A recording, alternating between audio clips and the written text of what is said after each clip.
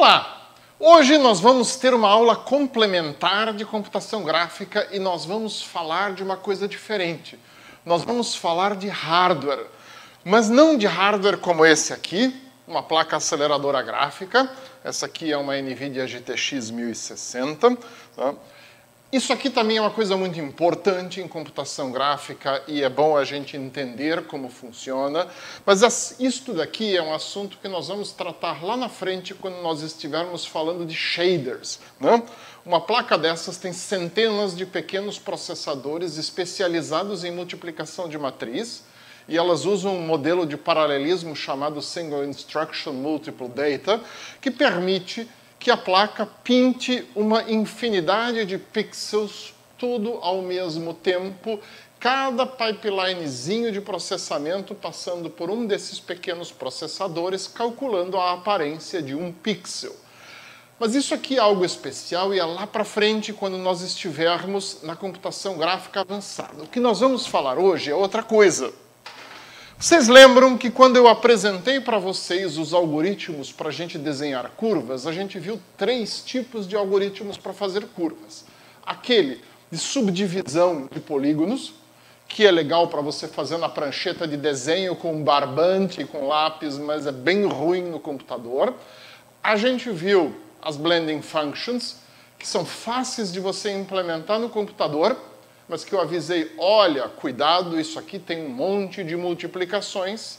E depois a gente viu o método de Newton chamado diferenças adiante, aonde a gente pode resolver um polinômio de ordem grande usando o ábaco, se a gente quiser. Eu até trouxe um ábaco de exemplo para vocês naquela aula. Né?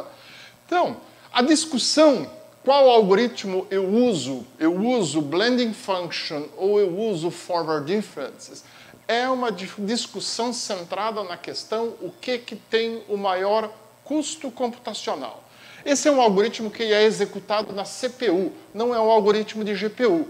Tá? Então, aquela placa aceleradora gráfica ali, ela não vem ao caso na hora que a gente está calculando a forma de uma curva.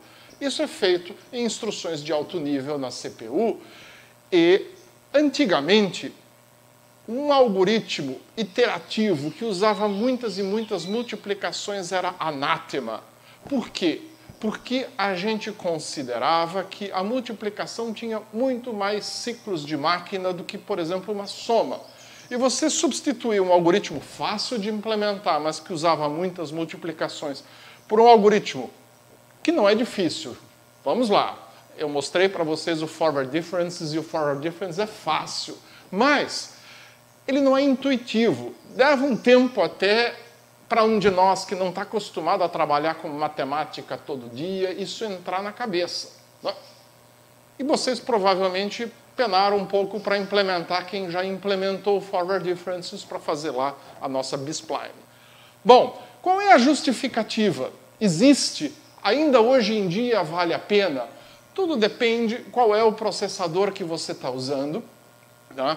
E por isso, eu pedi para que os nossos professores de arquitetura de computadores, a Cristina Meinhardt e o Matheus Grellert, nos montassem uma aula especial para vocês de computação gráfica, explicando como que a questão de ciclos de máquina em modernos processadores influencia o tempo de algoritmos de multiplicação e de soma. A gente vai ver que foi investido um monte de esforço lá da década de 80, quando naqueles antigos processadores 8086, 8087 da Intel, realmente você fugia de multiplicação e divisão ponto flutuante, para os processadores novos hoje. E o Matheus e a Cristina vão explicar para vocês de uma maneira bem legal quais são as diferenças, quais são as tendências e por que isso importa. Tá?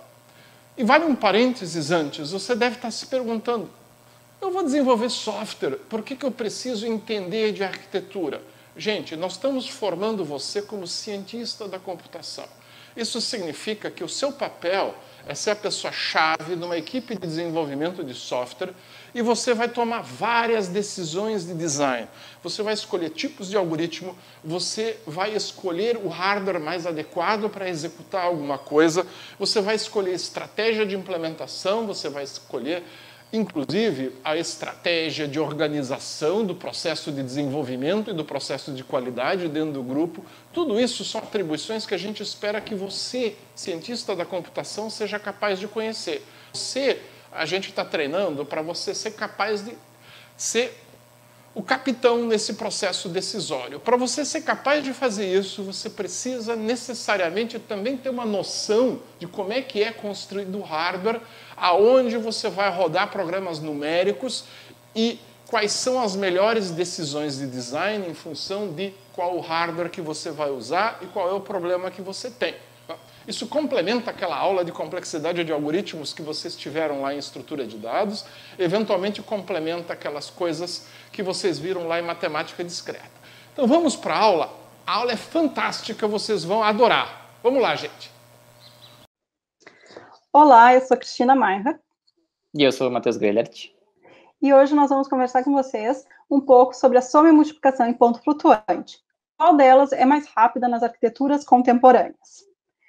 Anteriormente, nas primeiras arquiteturas, nas arquiteturas que trabalhávamos nos anos 80, principalmente nos computadores CISC, que são aqueles que têm um conjunto de instruções complexo, a soma em ponto flutuante era significativamente mais rápida comparada com a multiplicação de ponto flutuante.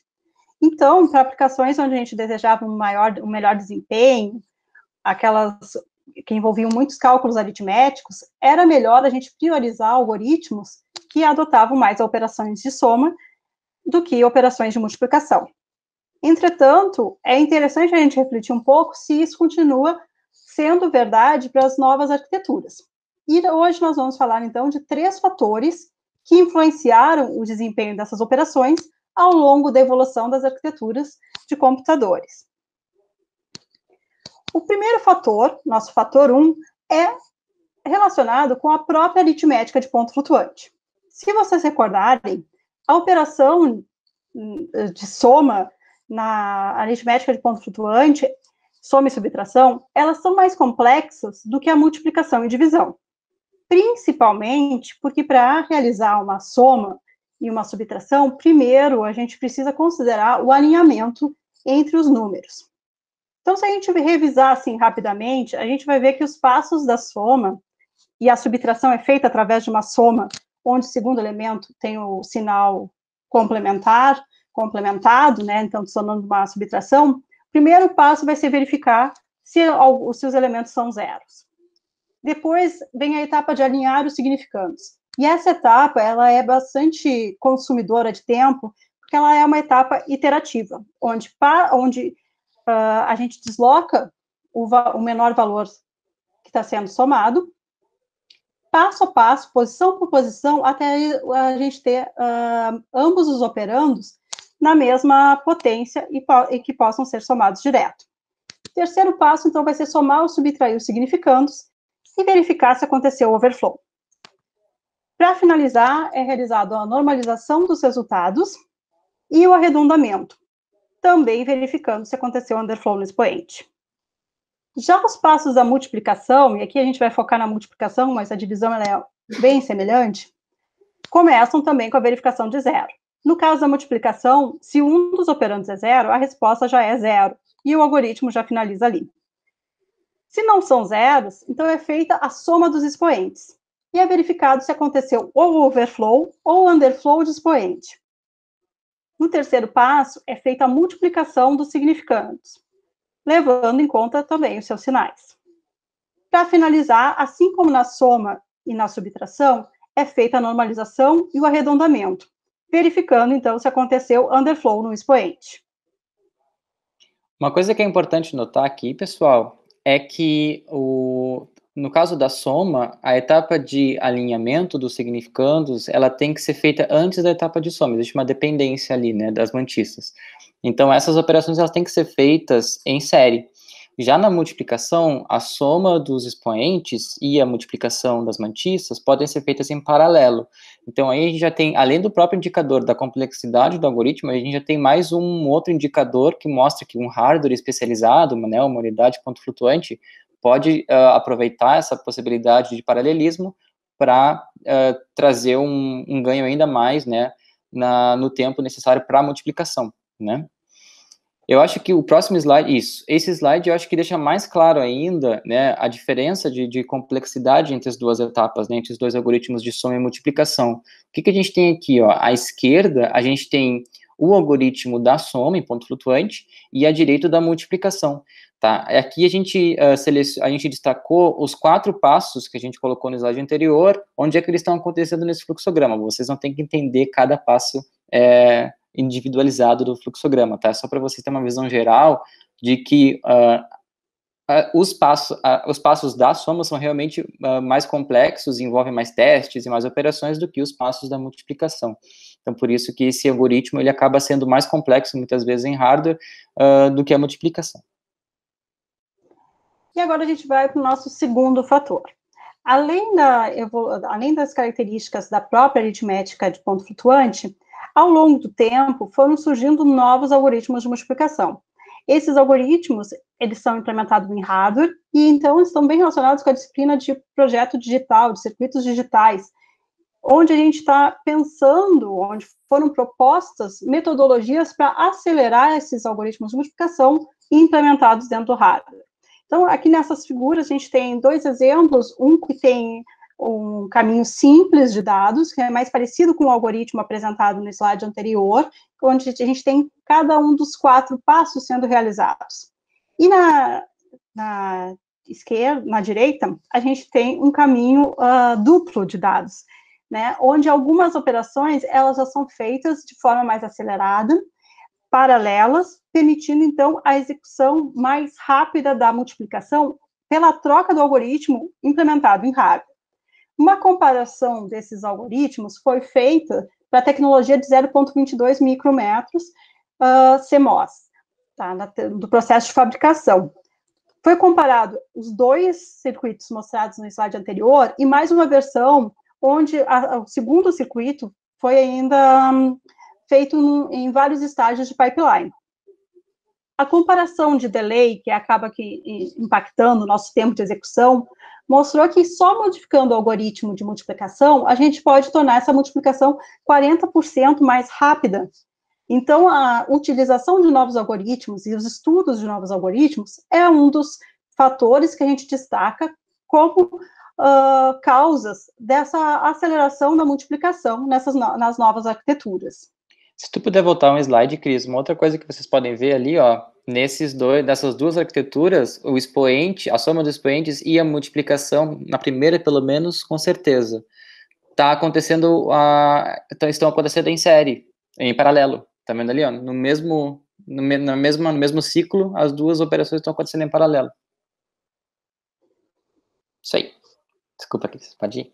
Não, ótimo. Então, assim, aqui a gente vê, com esses 2 fatores, é interessante a gente destacar que são características, uma que vem da matemática e que o hardware tira proveito, e a segunda que é relacionada com algoritmos mesmo, que a gente às vezes desassocia do projeto do circuito digital, mas que tem um grande impacto no projeto do hardware e que acaba impactando depois a execução dos nossos processos, nossos programas.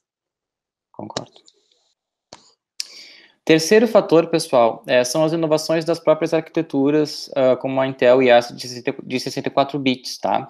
Essa nova arquitetura, ela trouxe uma modelagem bem mais voltada a processadores do tipo RISC, né? Então, a gente está cada vez mais abandonando aquelas arquiteturas CISC, né? Com um conjunto de instruções super complexo, pipelines super profundos e diferentes para cada tipo de instrução, e está simplificando justamente para atingir maiores níveis de performance, tá?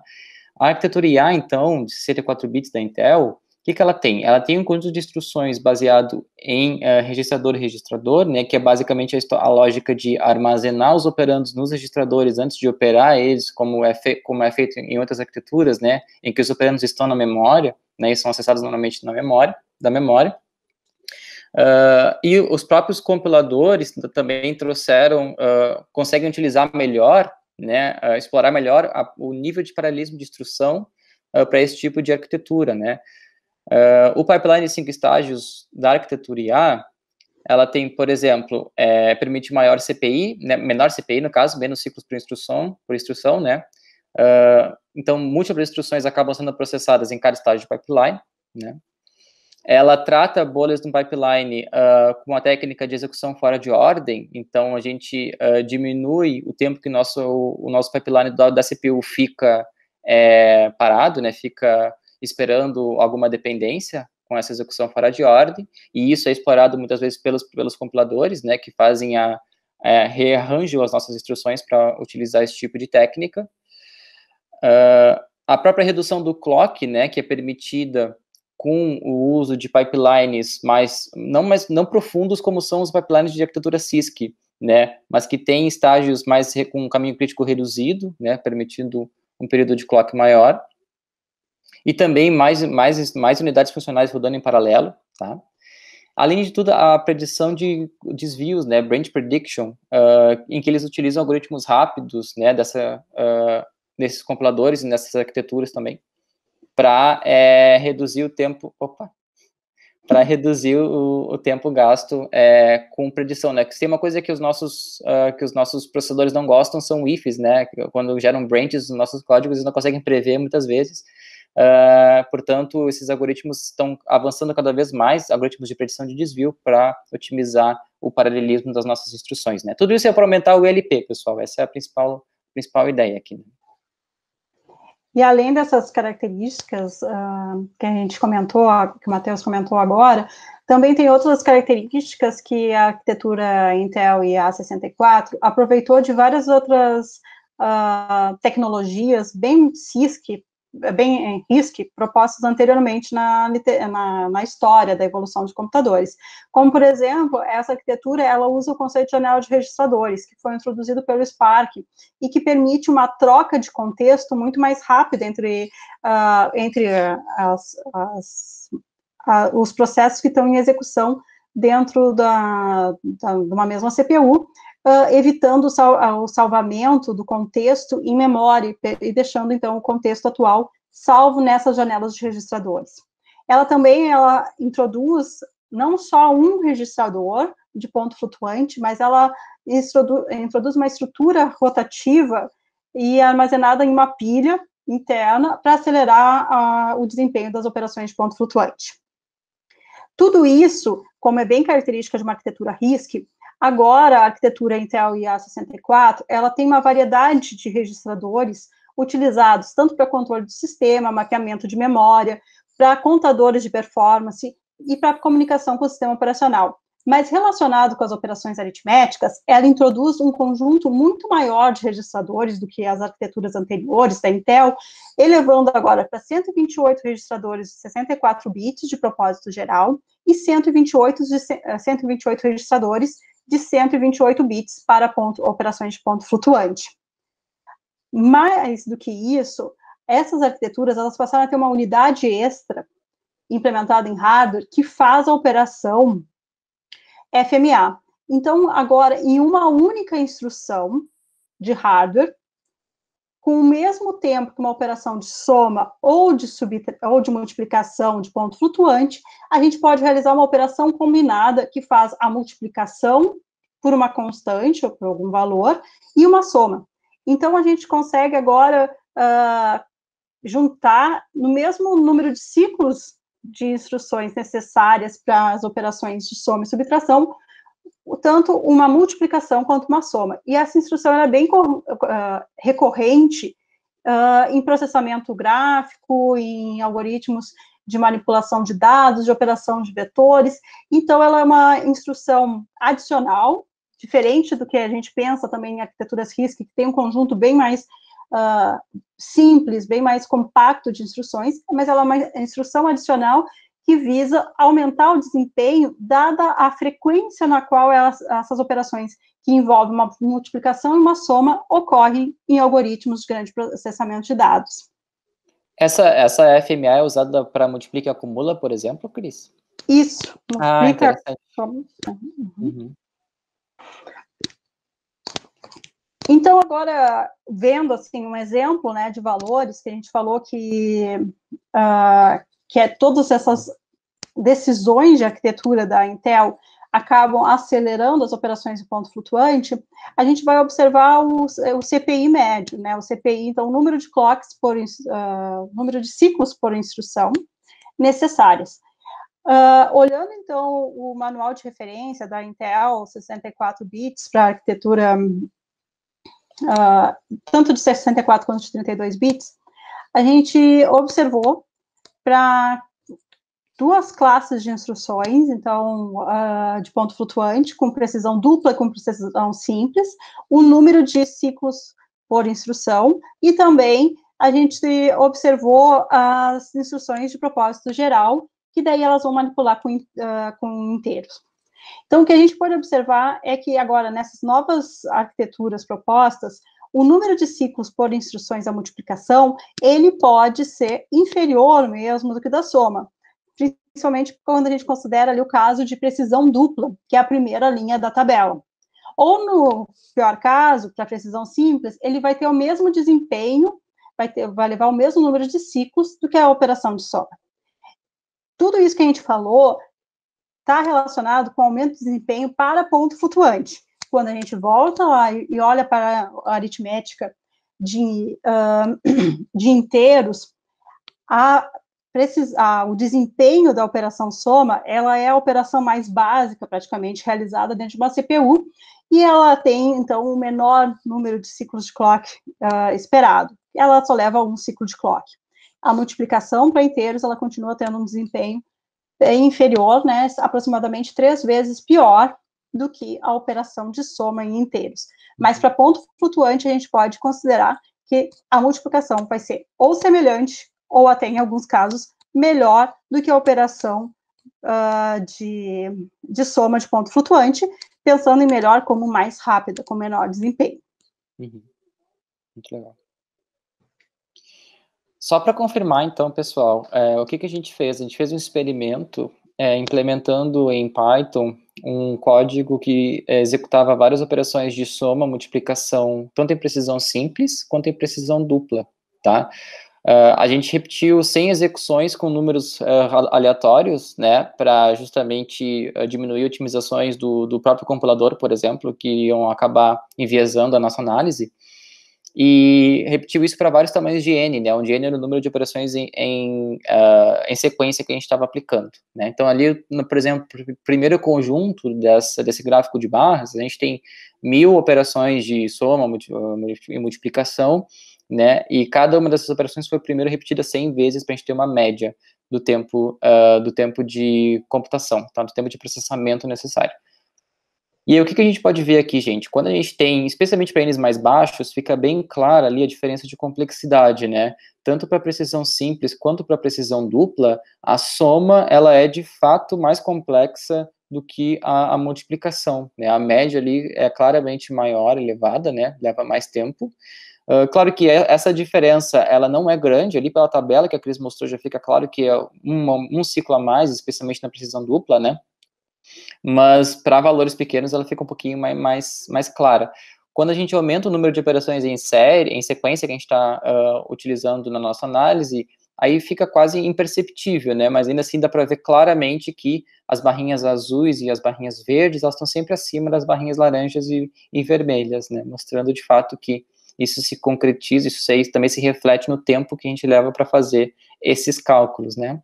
Ali tem o link do GitHub para quem quiser dar uma olhada no código da simulação e nos códigos em C que foram utilizados para gerar esses dados, tá bom? E daí, pessoal, com esses 3 fatores e com esse experimento, o que a gente gostaria de deixar de mensagem para vocês é que nas arquiteturas contemporâneas, principalmente as arquiteturas que estão aproveitando as ideias introduzidas no conjunto de instruções do IA64 para a Intel, a operação de multiplicação, ela está tão ou um pouco mais rápida do que a operação de soma. Então, agora, essa escolha por algoritmos que priorizem mais a soma do que a multiplicação, ela pode ser repensada. E vale sempre relembrar vocês que é interessante vocês conhecerem o conjunto de instruções do processador para o qual vocês vão executar os algoritmos de vocês. Esse maior conhecimento sobre as arquiteturas vai fazer com que vocês possam tirar mais proveito do hardware, atingindo melhores desempenhos.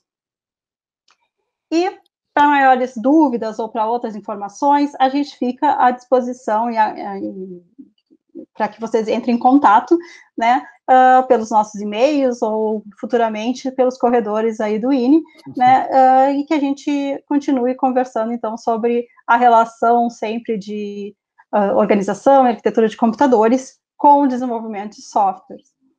É isso aí, pessoal. Muito obrigado. Qualquer dúvida, entre em contato. A gente se fala. Até a próxima. Até.